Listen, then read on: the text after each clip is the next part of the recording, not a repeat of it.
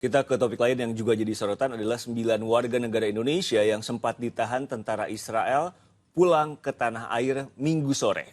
Ya, kedatangan mereka disambut keluarga di bandara. Nah, selama ditahan Israel, para WNI mengaku diperlakukan kasar oleh militer Israel.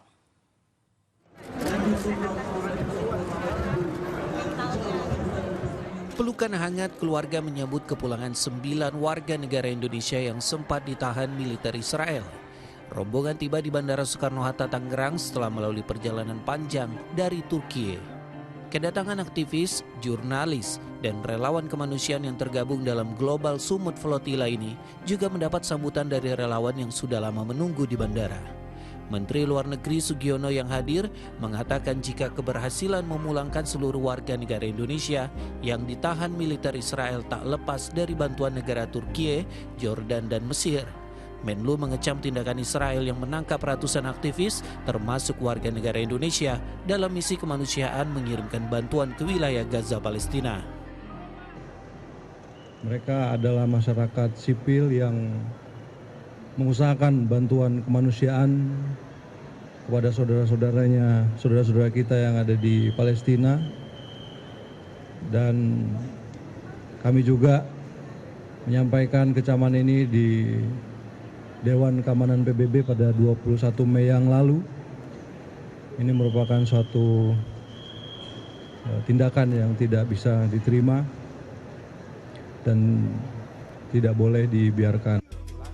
Sebelumnya pada 18 Mei lalu, konvoi kapal Global Sumut Flotilla yang berangkat membawa bantuan kemanusiaan untuk warga Gaza, Palestina ditangkap militer Israel di perairan internasional.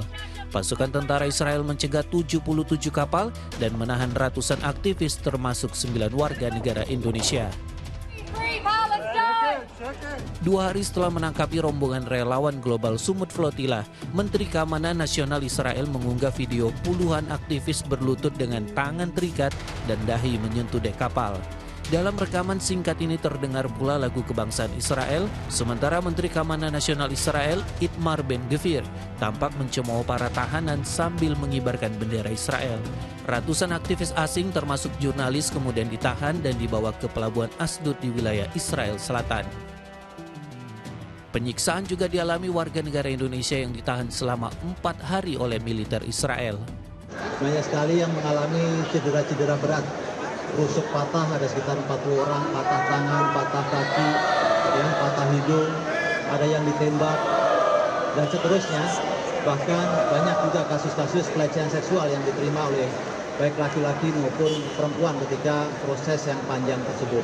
Ketika kita ada di penjara dan seterusnya, diperlakukan seperti hewan yang kami harus berjalan dengan merangkak dengan lutut kami harus berjalan dengan selalu menunduk, tidak boleh menatap mereka. Kami pun tidur di lantai yang tidak ada selimut, tidak ada dalam kondisi basah dan baju basah. Ya.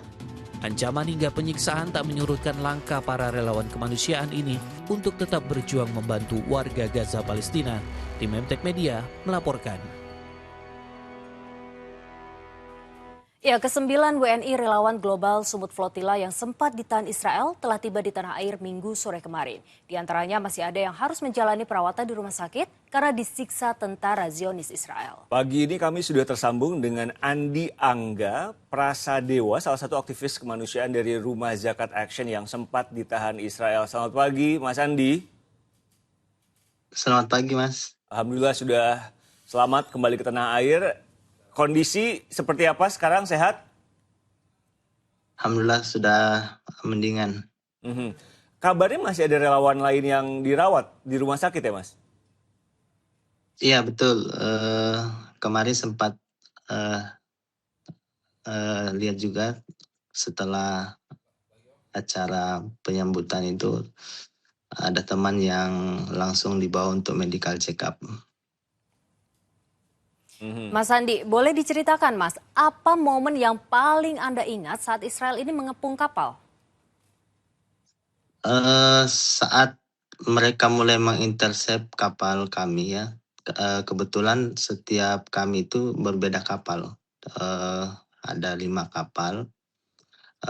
Kalau kapal kami sendiri itu kami sebelum diintersep itu sebelum kapalnya sandar di kapal speedboat Zionisto sandar di kapal kami, mereka sempat melakukan penembakan beberapa kali begitu. Dan setelah itu mereka menabrakkan ya menyerempet kapal kami dan melompat naik ke kapal. Kemudian kami dibawa ke kapal penjara mereka dan dibawa ke Asdod. Nah, di tempat itu ceritakan Mas Andi bagaimana waktu itu situasinya, apa yang mereka lakukan? Ya mereka memang membuat kami tidak bisa nyaman ya. Jadi di dalam kapal itu selalu ada tembakan. Kemudian mereka menembak kontainer yang tempat kami di penjara itu. Kemudian kontainer itu mungkin sudah diberikan kotoran yang sangat bau gitu. Intinya mereka membuat kami tidak nyaman sampai ke Asdod itu, mengganggu, membuat kebisingan, menyiram lantai kapal sehingga tidak ada aktivitas teman-teman untuk bisa berdiskusi, bercerita. Begitu berkumpul mereka menyiram lagi. Di tempat Anda dan relawan lain ditahan, apa yang Anda ingat? Karena kami juga melihat dan juga mendengar ada yang mengalami kekerasan dan juga bahkan sampai ke kekerasan seksual. Ya, saat kami turun itu sudah mulai dilakukan kekerasan ya. Saat naik pun ada beberapa yang mengalami kekerasan. Kami sendiri pun saat mulai turun dari kapal menuju ke pelabuhan Asdod itu sudah merasakan kekerasan, dipukul, ditendang, bahkan saya 2 kali dibanting ya di dalam tenda itu yang pada saat sujud itu. Mas Andi, Untuk peristiwanya kami tidak bisa melihat semua karena memang posisinya kami semua saat berjalan disuruh tunduk ya, leher kami dipegang, tangan kami dipelintir, kemudian berjalan dengan kondisi tunduk sampai semua proses sampai ke dalam penjara itu kami tetap tunduk, jadi kami tidak bisa melihat ini teman siapa di samping kami, di belakang kami, jadi agak sulit kami. baik. Mas Andi, siapa kira-kira yang paling berperan dalam upaya pembebasan Anda dan juga aktivis lainnya, Mas? Tentunya semua pihak ya sangat berperan, warga negara Indonesia yang turut mendoakan kami, keluarga, para lawyer dan juga pemerintah ya. Mas Andi, Yang apa?